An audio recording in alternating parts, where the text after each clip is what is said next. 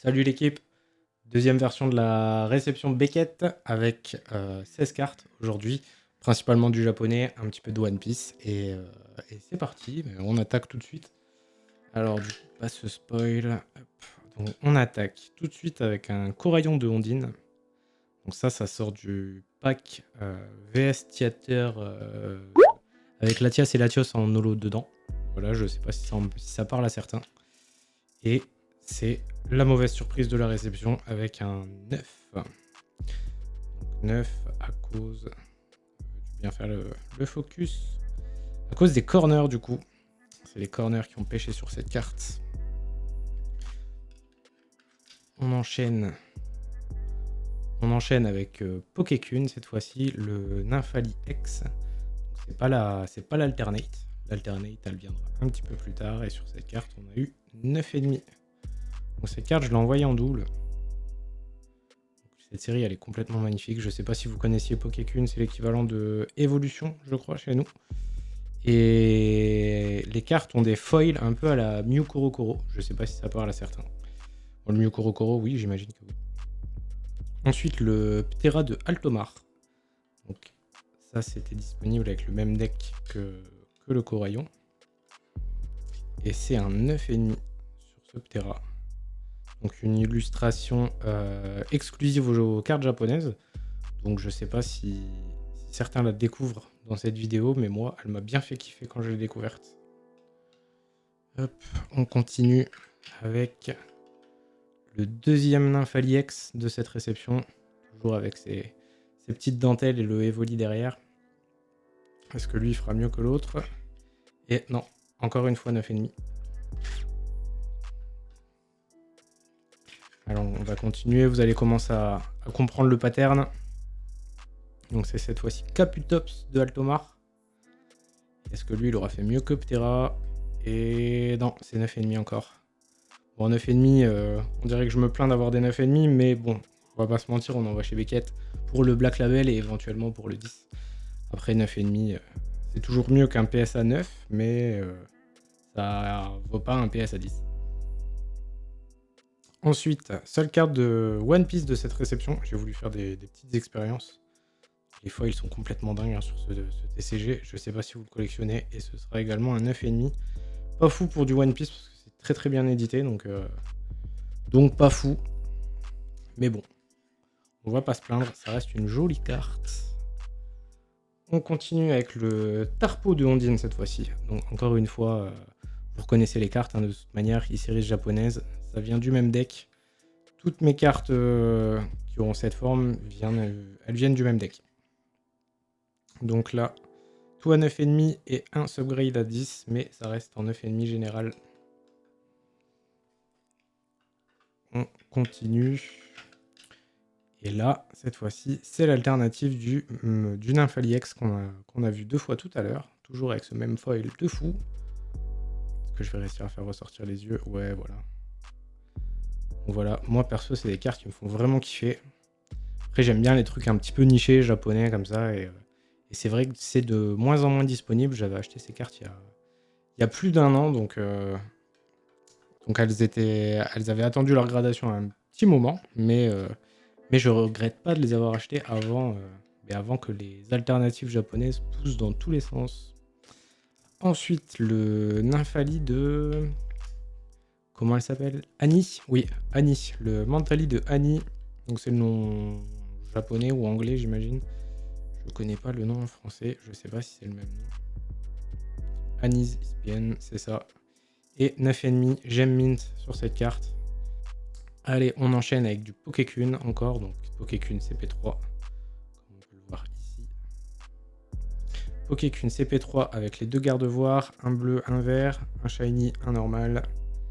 Et combien on a eu là-dessus? On a encore eu 9,5. 9,5 et là on est passé à un demi-point du 10.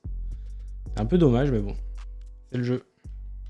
C'est le jeu. Et celle-ci, je pense qu'elle va rejoindre ma collection. Ensuite, une autre carte qui va rejoindre ma collection, c'est cette carte. Donc ça, c'est une carte Tops qui était sortie à l'occasion du film Pokémon 2000 avec Lugia et les trois oiseaux légendaires. Vous avez quelques autres Pokémon. Vous avez 5 autres Pokémon autres que Rwagada. Et du coup, ces cartes ont un foil vraiment atypique. Personnellement, je suis un fan de ce Pokémon, donc c'est pour ça que je me suis fait plaisir avec cette carte. Je l'ai acheté chez Cyril Day. Donc vous pouvez voir cette carte être sortie de booster. Et si vous voulez en apprendre un petit peu plus sur la série, je vous invite à aller voir sa vidéo. Oh là là là là là là là là. Qu'est-ce que c'est que cette carte? Oh un Rwagada. Voilà, et si tu passes par là, n'hésite pas à te manifester dans les commentaires. Donc cette carte a étiquette grise, en fait je le sais. Hein. Elle a eu 6,5. 6,5 pourquoi? Parce que si vous allez voir sa vidéo, vous allez vite le comprendre. En fait, quand on tire ces cartes de booster, elles ont été mal usinées, j'imagine. Et les vernis des cartes au-dessus collent sur les cartes en dessous. Donc c'est pour ça que vous voyez la petite flèche là sur la surface au-dessus de mon doigt. C'est en fait le dos de la carte qui était posée sur le Rwagada dans le booster, en fait. Donc bon, c'est toujours un peu dommage, ça fait mal au cœur quand on les voit tirer de booster, parce que ça fait des bruits vraiment pas rassurants pour les collectionneurs de cartes. Mais voilà, c'est le jeu, donc j'ai préféré la mettre en boîte tout de suite, parce que je pense que c'est des spécimens qui vont de moins en moins se trouver, à cause de ce conditionnement un peu bancal. Allez, on continue. On continue. Et est-ce qu'on va réussir à faire mieux que 9,5 avec ce Latios? Faut toujours que je réfléchisse lequel est lequel, Latios, Latias. Et cette fois-ci, ouais, c'est un 10. C'est un 10 pristine. Donc, pas encore le Black Label. Mais là, on commence à ne pas regretter l'envoi chez Beckett, du coup. Personnellement, je préfère un Beckett 10 qu'un PSA 10, comme beaucoup, j'imagine. Et cette fois-ci, c'est les Edge qui ont pêché. Donc, je vais pas vous faire l'affront d'ausculter chaque carte parce que c'est tellement minime les défauts qu'on va perdre plus de temps qu'autre chose. On va perdre le rythme de la vidéo. Donc voilà, pour pas perdre le rythme, je vous invite à liker la vidéo, à vous abonner si vous voulez pas rater les prochaines. Parce que cette vidéo, c'est le début d'une normalement très longue série qui va se composer d'ouverture et de quelques storytelling que je vous explique comment j'ai récupéré certaines cartes et les petites histoires qui se cachent derrière, parce qu'il y a quelques péripéties qui pourraient faire des bonnes anecdotes, je pense, en vidéo. Donc abonnez-vous pour pas rater ça. Allez, on continue avec le gardevoir alternatif, le gardevoir X, donc avec toute la lignée évolutive, le petit Tarsal ici, Kirlia ici, et le grand gardevoir au premier plan, toujours avec ce foil magnifique. Et cette carte a eu la note de 10, et ça fait plaisir. Donc ça vient rejoindre directement ma collection. Et je vous le dis direct, c'est pas prêt de bouger. Et hop, ça va sur le tas des 10. Allez, on continue. On continue avec Hoopa X. Hoopa X, du coup, ces cartes avec le foil un peu particulier, qui peut ressembler au foil de Yu-Gi-Oh! Ça sort en fait de la série CP2, donc Legendary Shine Collection, comme l'indique le petit logo ici. Donc le Hoopa a eu la note de 10. Donc l'usinage japonais, hein, fidèle à lui-même, toujours ultra quali, et qui ne nous déçoit pas à l'envoi en gradation. Allez, on continue. Avant-dernière carte de cette réception, le Pikachu Full Art. Alternatif ou pas alternatif celui-ci? Je ne sais plus. Je ne sais pas s'il y a une version régulière dans le set. Mais lui aussi, encore tout ce qui est kawaii, tout ce qui est tout mignon comme ça, tout pailleté, ça sort de Pokécune.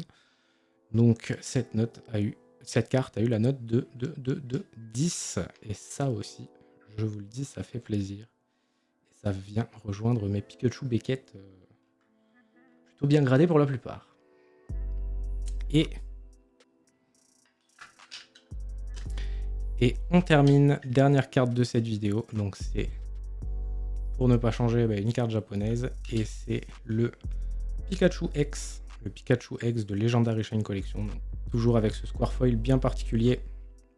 Et du coup, le Pikachu, dernière carte de cette réception. Est-ce qu'on a eu un Black Label dans celle-ci? En back-to-back, 2 réceptions d'affilée, ça ferait plaisir. Et c'est effectivement, le Black Label, ça fait plaisir. C'est vraiment parfait, hein. Le Black Label, il n'y a vraiment rien à redire. Voilà, on vient de voir les notes de ma dernière réception Beckett. J'espère que cette vidéo t'aura plu. N'hésite pas à mettre un petit like, moi ça m'encourage pour les prochaines vidéos, à t'abonner pour pas manquer les prochaines, active la cloche, tout ça, tu connais. On se dit à bientôt pour les prochaines vidéos. Très certainement une petite ouverture Vestar Universe.